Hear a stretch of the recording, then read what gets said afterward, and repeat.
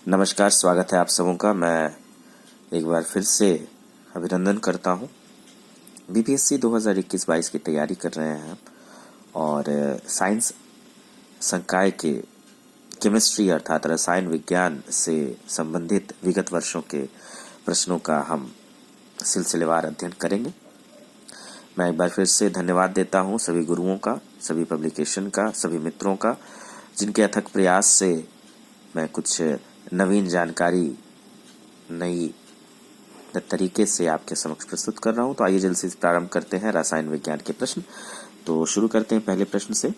निम्नलिखित में से कौन सा एक तत्व नहीं है? धातु, अधातु, गैस, उपधातु और अन्य। तो जैसा कि आप देख सकते हैं कि गैस को हम धातु में नहीं लेते हैं। आवर्त सारणी की अगर बात की जाए तो उसे धातु, अधातु और उपधातु 3 संकायों में विभाजित किया गया है। Hydrogen, boron, nitrogen, oxygen, fluorine, phosphorus, sulphur, chlorine, selenium, bromine, iodine तथा सभी अक्रिय गैसों को किस श्रेणी में रखा गया है? अधातुओं की श्रेणी में रखा गया है। तो हमारे पास धातु है, अधातु है और उपधातु है। तो अधातु की श्रेणियों में ही गैस को रखा गया है। प्रयास करें कि आवर्त सारणी का एक बार अध्ययन आप अवश्य करें और मैं प्रयास करूंगा कि आपको आवर्त सारणी जरूर एक बार दिखा दूं। इससे पहले जी कि आवर्त सारणी पे चर्चा हो, अगले प्रश्न की ओर पढ़ते हैं कि आधुनिक रसायन शास्त्र के जनक किसे कहा जाता है? आपके पास ऑप्शंस स्क्रीन पर मौजूद है। आप 10 सेकंड का समय ले सकते हैं और बताएं कि इसका उत्तर क्या होगा। ऑप्शन है रदरफोर्ड, आइंस्टीन, लेवोजियर और सर सी.वी. रमन। तो सोचकर बताएं मुझे कि इसका उत्तर आपके हिसाब से क्या होना चाहिए।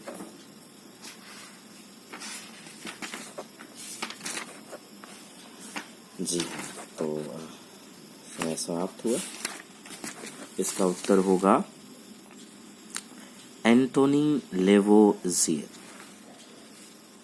एंटोनी लेवोजियर जो थे वो ही आवर्त सारणी, क्षमा करिएगा, रसायन शास्त्र के जनक माने जाते हैं। तो चलिए आगे बढ़ते हैं हम अगले प्रश्न की ओर। जल्दी से हम अपना अगला प्रश्न डिस्कस करेंगे। एक तत्व में इलेक्ट्रॉनों और न्यूट्रॉनों की संख्या क्रमशः 18 तथा 20 है। तो इस तत्व का द्रव्यमान क्या होगा? द्रव्यमानों की संख्या होता है प्रोटॉनों की संख्या और न्यूट्रॉनों की संख्या को जोड़ दें। अगर प्रोटॉन और न्यूट्रॉन हम जोड़ दें तो जो भी आएगा वो आंसर होगा। तो 18 और 20 को जोड़ें तो आता है 38। इसका आंसर होगा सी। बहुत आसान सा प्रश्न है और ये बहुत ही बार पूछा जाता है। अगले प्रश्न की ओर बढ़ते हैं। प्लूटोनियम न्यूक्लियाइड के नाभिक में न्यूट्रॉनों की संख्या कितनी होगी? तो देखिए ऊपर जो दिया हुआ है वो उसका द्रव्यमान है और नीचे जो आप देख रहे हैं बाएं तरफ 94, ये परमाणु क्रमांक है। तो अगर आपको द्रव्यमान निकालना है तो आप परमाणु क्रमांक यानी कि द्रव्यमान संख्या जो है उसमें से प्रोटॉनों की संख्या को निकाल दें तो न्यूट्रॉनों की संख्या निकल जाएगी। अभी आपने देखा द्रव्यमान संख्या होता है प्रोटॉनों की संख्या प्लस न्यूट्रॉनों की संख्या, है ना। तो हमारे पास क्वेश्चन में पूछा गया है कि न्यूट्रॉनों की संख्या क्या होगी। न्यूट्रॉनों की संख्या होती है द्रव्यमान संख्या में से अगर प्रोटॉन संख्या को हम घटा देते हैं, ठीक है। तो ये बहुत ही आसान सा प्रश्न है। ये जो भी द्रव्यमान होगा जो कि 242 है, उसमें से अगर हम परमाणु क्रमांक को घटाते हैं या हम प्रोटॉनों की संख्या को घटाते हैं तो जो बचता है वो न्यूट्रॉनों की संख्या होती है, ठीक है। प्रोटॉनों की संख्या प्लस न्यूट्रॉनों की संख्या, ये होता है द्रव्यमान। और द्रव्यमान जिससे देखिए आप बहुत आसानी से याद रख सकते हैं कि न्यूक्लियस में हमारे पास सिर्फ प्रोटॉन और न्यूट्रॉन होते हैं, इलेक्ट्रॉन होता नहीं है। तो न्यूक्लियस का जो द्रव्यमान होता है जनरली वही द्रव्यमान संख्या ही कहलाता है। तो वो आपको द्रव्यमान जो है वो हमेशा दाएं तरफ किसी भी पीरियोडिक टेबल के किसी भी एलिमेंट के दाएं तरफ ऊपर में लिखा मिलेगा, जैसे इस केस में 242 है, और परमाणु क्रमांक आपको बाएं तरफ नीचे मिलेगा। उसमें से आप सीधी बात है तो द्रव्यमान संख्या में से प्रोटॉनों को आप घटाएं तो आपको मिल जाएगा न्यूट्रॉनों की संख्या। बड़ा ही आसान सा प्रश्न है जो कि प्रीवियस टाइम पूछा भी गया था, और मैं फिर बता दूं ये क्वेश्चन फिर पूछा जाएगा, बहुत सी परीक्षाओं में पूछा जाता है बार बार लगातार। अगले प्रश्न की ओर बढ़ते हैं। फैराडे स्थिरांक, फैराडे कांस्टेंट क्या है? ये एक सार्वभौमिक से स्थिरांक है जी, और इसकी वैल्यू करीब करीब 96485 जूल प्रति मोल होती है, आपको पता ही होगा। बढ़ते हैं अगले प्रश्न की ओर। निम्न में से किसका पीएच मान 7 है? देखिए, उदासीन विलयन का पीएच मान 7 होता है। शुद्ध जल को उदासीन माना जाता है, अतः इसका पीएच मान 7 भी होगा, जबकि वर्षा का पानी जो है वो जल का शुद्ध रूप है। तो निम्नलिखित में किसका मान पीएच 7 है? तो शुद्ध पानी दिया हुआ है, उदासीन विलयन है, क्षारीय विलयन है, अम्लीय विलयन है। तो उदासीन विलयन जो है वो भी है और शुद्ध पानी भी है, तो इसीलिए यहाँ पर एक से ज़्यादा आंसर हो सकते हैं, इसीलिए इसका आंसर ई होगा। पीएच वैल्यू के बारे में पढ़ना बहुत ज़रूरी है, और हमेशा करीब 4 से 5 प्रश्न आपको पीएच वैल्यू से मिल जाएंगे परीक्षाओं में। तो चलिए, पानी का पीएच मान क्या होता है? अभी आप सबों ने जाना 7 होता है, पूछा जा चुका है प्रश्न। अगला प्रश्न, एक घोल का पीएच 3 से 6 बदलता है, H+ आयन की सांद्रता कितनी हो जाएगी? बढ़ेगी या घटेगी? तो देखिए, पीएच में जो चेंजेस है वो है 3, और जो अनुपात है वो है H+2 divided by H+1। Generally ये 10⁻³ माना जाता है, तो ये 1000 गुना के आसपास कम हो जाएगी। ठीक है, इसके जितने भी मोल्स से रिलेटेड प्रश्न है आप देख सकते हैं केमिस्ट्री के अच्छी किताब में, और ये जनरली आपको एनसीईआरटी क्लास 11th में मिलेगी। क्लास 10th में भी इसको आपको बहुत आसानी से मिल जाएगी, बट आप अगर क्लास 11th की बुक थोड़ी सी देखें तो अच्छा है।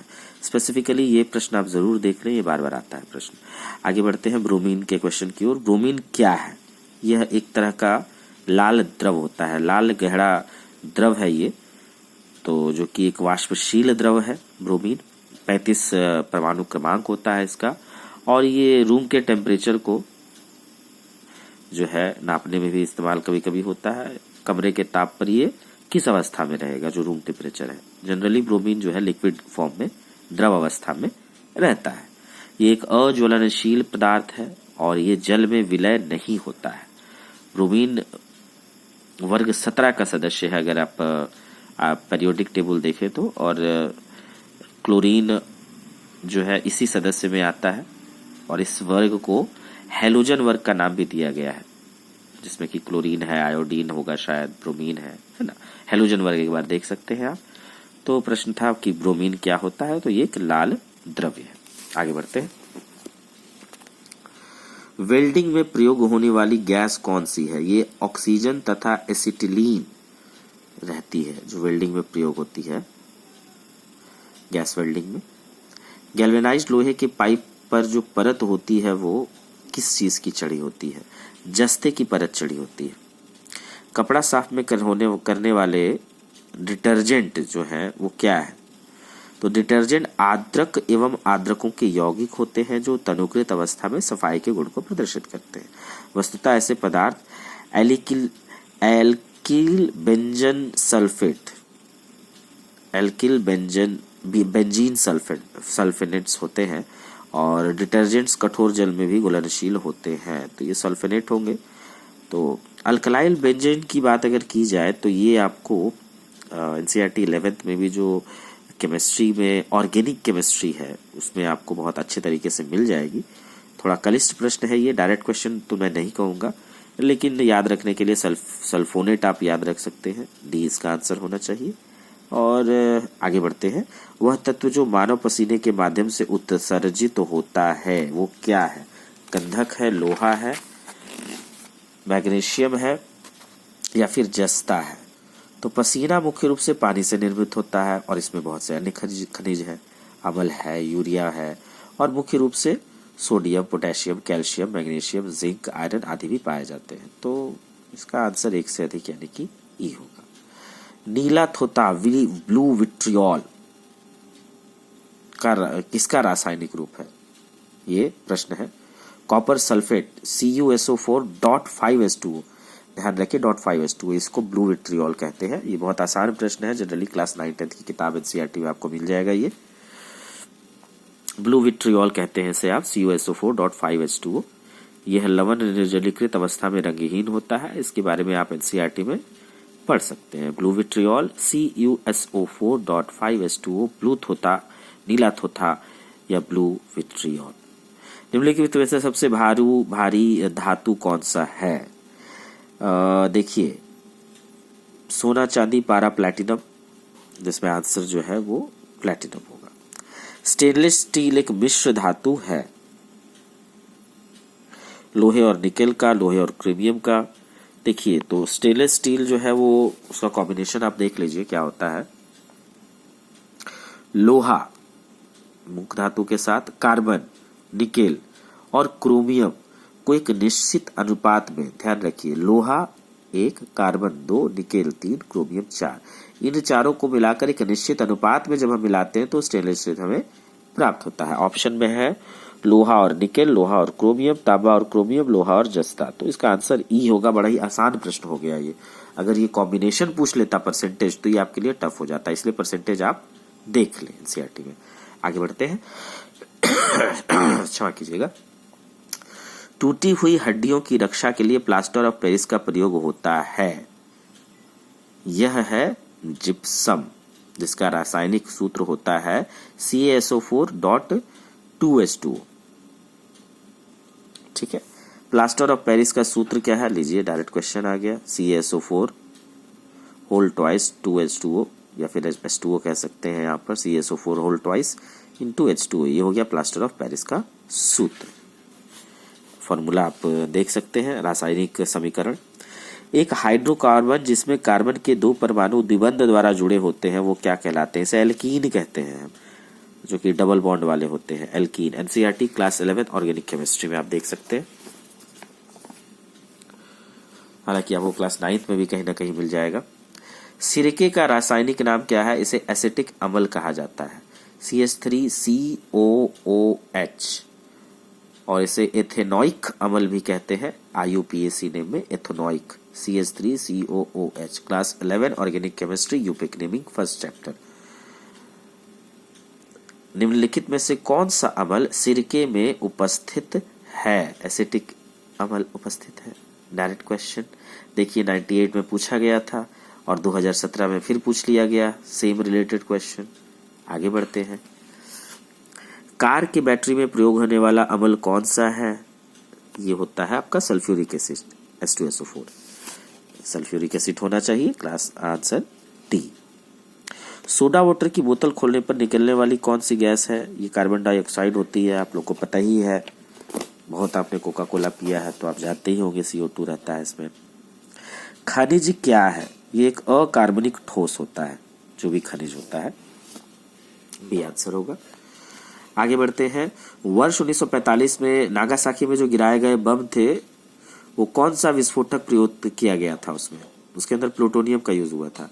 Fat man and little boy, याद ही होगा आपको, नाम था बमों का। प्लूटोनियम का इस्तेमाल किया गया था उसमें। 9 अगस्त 1945 को फैट मैन जो है नागासाकी में, और लिटिल बॉय गिराया गया था आपका हिरोशिमा पर। तो जो ये फैट मैन था, ये प्लूटोनियम का प्रयोग किया गया था इसमें, और हिरोशिमा में जो गम था लिटिल बॉय, उसके में यूरेनियम का इस्तेमाल किया गया था। चलिए, क्षमा करें, आगे बढ़ते हैं। एक ही प्रकार का परमाणु निम्न में से किससे या किस में मिलता है? प्राकृतिक तत्वों में ही मिलेगा। Answer C. सबसे अधिक क्रियाशील धातु कौन सी है? पोटेशियम सबसे ज्यादा क्रियाशील है। सबसे ज्यादा पोटेशियम है, फिर उससे कम सोडियम होता है, उससे कम कैल्शियम और उससे कम आयरन। वनस्पति तेल में वनस्पति घी बनाने में प्रयुक्त होने वाली जो गैस है उसका क्या नाम है? उसका नाम है hydrogen. Answer A. Chemical equation आप देख सकते हैं चाहे तो। वनस्पति तेल प्लस हाइड्रोजन मिला वनस्पति घी। चलिए जल्दी से आगे बढ़े अगले प्रश्न की ओर। आयोडीकृत लवण में क्या होता है? पोटेशियम आयोडाइड होता है आयोडीकृत लवण में। खाने का नमक जैसे कि NaCl भी कहते हैं वो किससे बनता है? अम्ल और मजबूत क्षार की अवस्था में बनता है। सभी जैव यौगिक का अनिवार्य मूल तत्व क्या है? सभी जैव यौगिक में देखिए कुछ हो या ना हो लेकिन कार्बन तो होगा ही। किसी भी चीज को आप जलाइएगा उसका रंग देखिए काला मिलेगा। किसी भी तत्व को आप जलाइए, जैविक यौगिक जो भी है, चाहे वो ह्यूमन बॉडी हो, चाहे वो लकड़ी हो, जो भी जैविक यौगिक होंगे उसमें कार्बन तत्व होना ही होना है। इसीलिए उसका आंसर सी होगा, कार्बन। ऑक्सीजन अनुपस्थिति होती है क्या में? अनुपस्थित किस में ऑक्सीजन होती है? केरोसिन में। प्रश्नगत विकल्पों में केरोसिन में ऑक्सीजन अनुपस्थित होती है। रासायनिक रूप से केरोसिन हाइड्रोकार्बन का एक मिश्रण है। ज्ञातत्व है कि हाइड्रोकार्बन केवल कार्बन तथा हाइड्रोजन के यौगिक से मिलता है। ठीक है, आसान प्रश्न। CH हाइड्रोकार्बन जिसको कहते हैं, जैसे CH3 मीथेन हो गया, अभी एक तरह का हाइड्रोकार्बन है। सारे पेट्रोलियम प्रोडक्ट्स हाइड्रोकार्बन होते हैं। आपका आइसोब्यूटेन यूज होता है LPG में, हाइड्रोकार्बन होता है, एक्सेट्रा एक्सेट्रा। आगे बढ़ते हैं। सिगरेट लाइटर में निम्नलिखित में से कौन सी गैस प्रयुक्त होती है? ब्यूटेन। ये वही गैस है जो जनरली LPG के तौर पर भी इस्तेमाल इसका होता है। आगे बढ़ते हैं। प्राकृतिक रबर का किसका बहुलक है? प्राकृतिक रबर ये आइसोप्रीन का बहुलक है। CH3 double bond CH3 CH double bond CH2 आपको ये ऑर्गेनिक केमिस्ट्री में मिल जाएगा। आगे बढ़ते हैं। टेफ्लॉन निम्नलिखित में से किस एकलक का बहुलक है? टेट्राफ्लोरोएथिलीन। पॉलीटेट्राफ्लोरोएथिलीन को आमतौर पर टेफ्लॉन भी कहा जाता है। नॉन स्टिक वेयर में यूज होता है। आसान प्रश्न कह नहीं सकते आप इसे, अगर आपने बहुलक ना पढ़ा हो तो एक बार आप बहुलक अवश्य देख लें केमिस्ट्री सेक्शन में। आगे बढ़ते हैं हम। बेकेलाइट निम्नलिखित के संघनन से बनता है। फिनॉल तथा फॉर्मल्डिहाइड के संघनन से ये बनता है। 2016 का प्रश्न है ये। ट्राइग्लिसराइड क्या है? ये है एक तरह का फैट, वसा।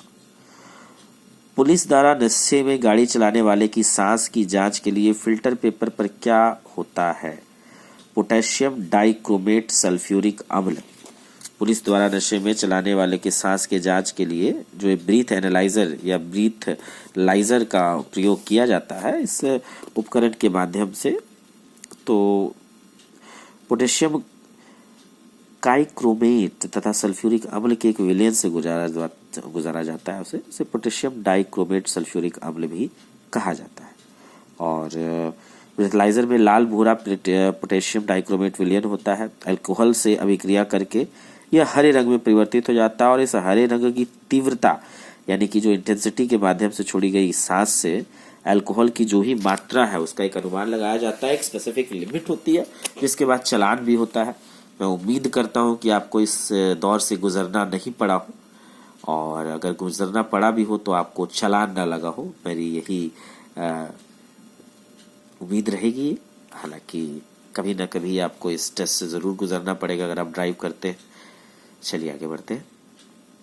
घरेलू ईंधन के रूप में प्रयुक्त LPG में मुख्यतः क्या होती है? देखिए ब्यूटेन तो होती ही होती है, मैंने आपको पहले भी कहा था कि ब्यूटेन तो रहेगा ही, लेकिन कुछ अन्य गैसें भी हो सकती हैं। जैसे कि मैं आपको बता दूं कि इसमें मीथेन है, प्रोपेन है, एथिलीन है, ब्यूटेन है और अन्य चीजें भी बोली गई है। तो इसमें घरेलू ईंधन के रूप में प्रयुक्त LPG में मुख्यतः क्या होता है? आंसर इसका क्लियरली ई होगा। घरेलू ईंधन के रूप में प्रयुक्त LPG अर्थात तलीकृत पेट्रोलियम गैस हाइड्रोकार्बन गैसों का एक ज्वलनशील मिश्रण है। इसमें प्रोपेन है, ब्यूटेन का मिश्रण होता है। LPG के रिसाव के प्रसार के लिए इसमें इथाइल मेरकैप्टन होता है ना। इथाइल मेरकैप्टन भी मिला हुआ रहता है जो कि गंधयुक्त होता है, क्योंकि ब्यूटेन का जनरली ऑर्डरलेस होता है और मतलब उसमें कोई स्मेल होता नहीं है।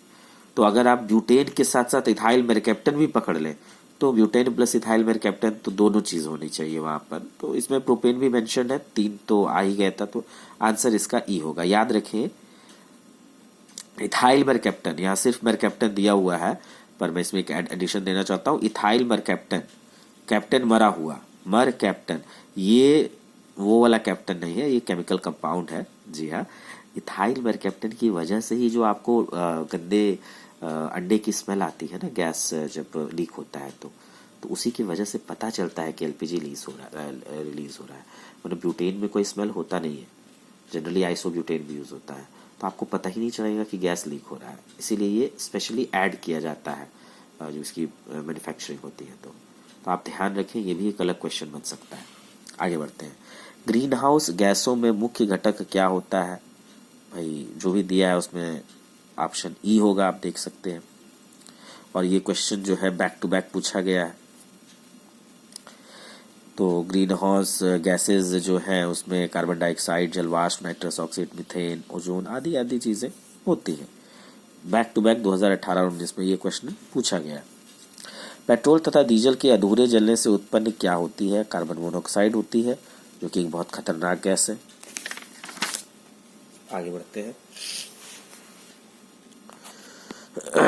जी, साबुन ग्रीस को हटाता है, क्यों? पाइसीकरण के द्वारा हटाता है। पाइसीकरण के बारे में आप जरूर पढ़ें। क्वेश्चन नंबर सी आप ध्यान से देखें, क्षमा करें ना, question number 44। Aspartame, freon, neoprene, Benadryl. इसका एस्पार्टम जो है एक कृत्रिम मधुरक है, मीठा करता है। फ्रेऑन एक प्रशीतक है। नियोप्रीन एक रबर है जो कि संश्लेषित है। और बेनाड्रिल जो है प्रतिहिस्टोमीन कह सकते हैं आप इसे। तो ये इसका मिलान होगा, आंसर सी होगा सही। अगले प्रश्न की ओर बढ़ते हैं कि निम्नलिखित में से किसकी मात्रा अम्ल वर्षा में सबसे अधिक होती है? सल्फ्यूरिक एसिड की, H2SO4। अम्ल वर्षा होती है। अम्ल वर्षा का मुख्य कारण तो भाई SO2, सल्फर डाइऑक्साइड एवं नाइट्रोजन के ऑक्साइड्स के उत्सर्जन से होने वाली वर्षा होती है। और इन प्रदूषकों का उत्सर्जन कारखानों से, पेट्रोल से तथा ऊर्जा उत्पादन संयंत्र में कोयला जलाने से भी होती है। और इसीलिए इसके एक से ज़्यादा आंसर होंगे। 2005 में शायद नहीं होते थे, पर इसका आंसर अगर होता तो ई होता। यहाँ पर शुष्क बर्फ क्या है? कार्बन डाइऑक्साइड का जो ठोस स्वरूप है ना, कार्बन डाइऑक्साइड गैस का जो सॉलिड स्वरूप है, उसे ही हम शुष्क बर्फ कहते हैं। बहुत ही आसान सा क्वेश्चन है, बहुत बार आता है ये क्वेश्चन। सेम क्वेश्चन, निम्नलिखित में से किसे शुष्क बर्फ कहते हैं? आंसर होगा ठोस कार्बन डाइऑक्साइड। कई बार पूछा जाता है, सीधा सीधा प्रश्न है। ये लीजिए, 2004 में भी वही क्वेश्चन पूछा गया। चूने का पानी किसके द्वारा दूधिया हो जाता है? CO2 यानी कि कार्बन डाइऑक्साइड के द्वारा ये दूधिया हो जाता है, चूने का पानी। एक कार बैटरी में प्रयुक्त विद्युत अपघट्य क्या होता है? सल्फ्यूरिक अम्ल होता है। निम्नलिखित में से किसमें कार्बन नहीं है? हीरा तो भाई कार्बन होता ही है, ग्रेफाइट दोनों के दोनों समरूप है, कोयला में होता ही है। डी जो है इसमें उसका आंसर डी होगा, जिसमें कार्बन नहीं होता है। निम्नलिखित में सबसे सख्त कौन है? यहाँ पर तो हीरा ही सबसे सख्त होगा, आंसर ए। निम्नलिखित पदार्थों में से कौन सा पदार्थ खाने की वस्तुओं के परीक्षण प्रयोग होता है? के परीक्षण में प्रयोग होता है? सोडियम बेंजोएट का प्रयोग होता है। पारद धातु मिश्रण, पारद धातु मिश्रण पारद युक्त मिश्र धातु होती है। चलिए अगला प्रश्न, खाना बनाने में प्रयोग की जाने वाली गैस मुख्यतः क्या है? खाना बनाने वाली, चलिए यहाँ पर तो ऑप्शन में मीथेन ही देना पड़ेगा, वैसे आइसोब्यूटेन भी होता है, मगर मीथेन जनरली आपको जितने भी अपशिष्ट पदार्थ होते हैं, जैसे गोबर हो गया, कूड़ा हो गया आदि से मीथेन मिलता है, CH3। तो क्षमा करेंगे, खाने में प्रयोग में की जाने वाली मुख्यतः CH3 ही है। चलिए, निम्न धातुओं में से कौन सामान्य ताप पर द्रव्य है? सामान्य ताप पर पारा जो होता है वो द्रव्य है। आपने देखा ही होगा पारा द्रव्य जो ऊपर नीचे होता है आपके थर्मामीटर में। ठोस कपूर से कपूर वाष्प बनने की प्रक्रिया को क्या कहते हैं? इसे सब्लिमेशन कहा जाता है, ऊर्ध्वापतन। और सब्लिमेशन पर क्वेश्चन बहुत बार आ चुका है, ध्यान रखिए। एक्सप्लेनेशन अगर आप पढ़िएगा पीटी में, आप बहुत आराम से पीटी निकाल सकते हैं। सेम सब्लिमेशन पर क्वेश्चन आया था 20 के आसपास, अगर आपने देखा हो तो। पीतल के बर्तनों को कलई करते समय गर्म बर्तन की सफाई के लिए प्रयोग किए जाने वाले अमोनियम क्लोराइड चूर्ण से निकलने वाला धुआं अमोनिया और हाइड्रोक्लोरिक एसिड का होता है। नींबू क्यों खट्टा होता है? साइट्रिक एसिड की वजह से होता है। सिट्रिक एसिड या साइट्रिक एसिड जो है, साइट्रिक अम्ल की वजह से नींबू खट्टा होता है। वाहनों से निकलने वाली गैसें कौन कौन सी हैं? CO2 है, CO मार्स। ओके, तो भाई देखिए CO2 तो होता ही है, कार्बन मोनोऑक्साइड भी होता है, तो एक से ज्यादा इसका विकल्प होगा। स्टील की कठोरता प्रदान करने के लिए बढ़ाई जाती है क्या? कार्बन की मात्रा। कार्बन बढ़ाइए, स्टील जो है और ज्यादा कड़ा हो जाएगा। किस खनिज से रेडियम प्राप्त किया गया था? इसका नाम था पिच ब्लेंड, जिससे कि रेडियम प्राप्त किया गया था। किसने किया था? क्यूरी दंपत्ति ने रेडियम प्राप्त के लिए पिच ब्लेंड का ही संशोधन किया था। कौन थे क्यूरी दंपत्ति? मैरी क्यूरी और पेरी क्यूरी। आपने ध्यान में होगा, दोनों ही नोबेल प्राइज जीत चुके हैं। मैरी क्यूरी तो 2 बार जीत चुकी हैं। हाँ, उन्हीं के नाम पर डॉटर एलिमेंट भी बनाया गया है। बहुत ही महान और विद्वान वैज्ञानिक, अपने समय की कुछ खास महिला वैज्ञानिकों में से एक, जिन्होंने बहुत खास जगह बनाई अपने समय में और लगातार रेडियो एक्टिव तत्वों के के साथ काम करने की वजह से ही वो शहीद हुई, मृत्यु को प्राप्त हुई कैंसर की वजह से। और उनकी अतुलनीय कृति की वजह से ही आज हम बहुत सारे डॉटर एलिमेंट पढ़ते हैं। चलिए आगे बढ़ते हैं। तैरने के तालाब में तैरने से मनुष्य की त्वचा जल जाती है। ओके, तैरने के तालाब, ये शायद स्विमिंग पूल की बात कर रहे हैं। तो क्लोरीन डाला जाता है साफ सफाई के लिए, और तालाब में तैरने से मनुष्य की त्वचा जलती है क्योंकि वो CO2 का क्लोरीन। देखिए, अगर आपको ध्यान में हो, ब्लीचिंग पाउडर का जो इस्तेमाल आप करते हैं उसमें भी क्लोरीन ही रहता है ब्लीचिंग पाउडर में, क्योंकि क्लोरीन को गैस है, आप डायरेक्ट गैस तो छोड़ नहीं सकते हैं। आप क्लोरीन का ये पाउडर यानी कि ब्लीचिंग पाउडर फेंक दिया जाता है और उससे त्वचा जलती है। या तो डायरेक्ट क्लोरीन डाल दीजिए आप, और या तो फिर आप ब्लीचिंग पाउडर फेंक दीजिए, जो कि थोड़ा खतरनाक होता है, लेकिन किया तो फिलहाल वही जाता है। जितने भी पावर प्लांट आपने देखे होंगे, किस तरह के power plant? Filter power plant या फिल्टर प्लांट, जिसके भी घर में आपके मान लीजिए पानी अगर आता है तो वो फिल्टर प्लांट के द्वारा ही आता होगा। तो फिल्टर प्लांट में ही जो गैस का इस्तेमाल होता है वो क्लोरीन का ही इस्तेमाल किया जाता है। घर में भी आप साफ सफाई, कुएं में अगर कुछ चाहते हैं डालना तो आप ब्लीचिंग पाउडर डाल सकते हैं साफ सफाई के लिए, जिससे क्लोरीन ही निकलेगा आगे जाकर के। आगे बढ़ते हैं। हाइड्रोजन को जलाने से क्या बनेगा? पानी बनेगा, H2O। सीधा प्रश्न। सोने को घोला जा सकता है। सोने को एक्वारेजिया में घोला जाता है। एक्वारेजिया सांद्र नाइट्रिक और हाइड्रोक्लोरिक अम्ल का आयतन की दृष्टि से 1:3 का मिश्रण होता है, और एक्वारेजिया शायद नहीं था, तो आंसर ई होना चाहिए इसका, जो कि नहीं था। चलिए, हाइड्रोफ्लोरिक एसिड कांच की बोतल में नहीं रखी जाती है। हाइड्रोक्लोरिक एसिड को नहीं रखा जाता है क्योंकि यह अभिक्रिया करता है कांच की सिलिकॉन डाइऑक्साइड से। क्षमा कीजिएगा, मेरी भी तबीयत थोड़ी सी नासाज है। अगले प्रश्न की ओर बढ़ते हैं।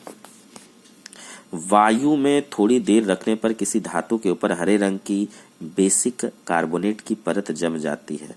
वह क्या धातु है? वो जनरली तांबा है।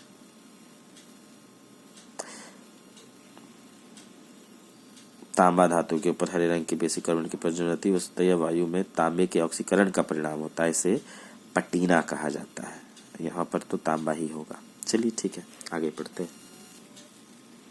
काफी गहरा एक्सप्लेनेशन केमिस्ट्री का होता है, कम से कम समय में कंप्लीट करना है, इसलिए आगे बढ़ते हैं। विस्फोटक नाइट्रोग्लिसरीन है, क्या है?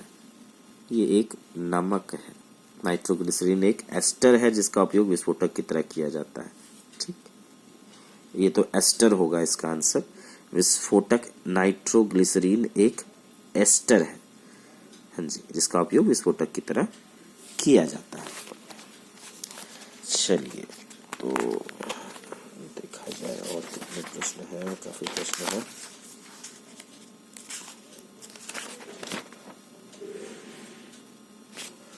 तो विस्फोटक नाइट्रोग्लिसरीन, जैसा कि मैंने बताया कि एक एस्टर है, और इस प्रकार हम जल्दी से केमिस्ट्री श्रृंखला की वीडियो का, यह विज्ञान श्रृंखला में केमिस्ट्री सेक्शन का पहला वीडियो यहाँ पर समाप्त करते हैं। मैं अन्य प्रश्नों के साथ और उसके छोटे छोटे एक्सप्लेनेशन के साथ जल्दी से आपके पास फिर से लौटूंगा अगले वीडियो में। स्वस्थ रहें, व्यस्त रहें, बीपीएससी 2021-22 और यूपीएससी की तैयारी आप लगातार करते रहें, और इन्हीं का इस्तेमाल करके आप अन्य परीक्षाओं में भी सफलता अर्जित करने के लिए दृढ़ संकल्पित रहें। जल्दी मिलते हैं, धन्यवाद।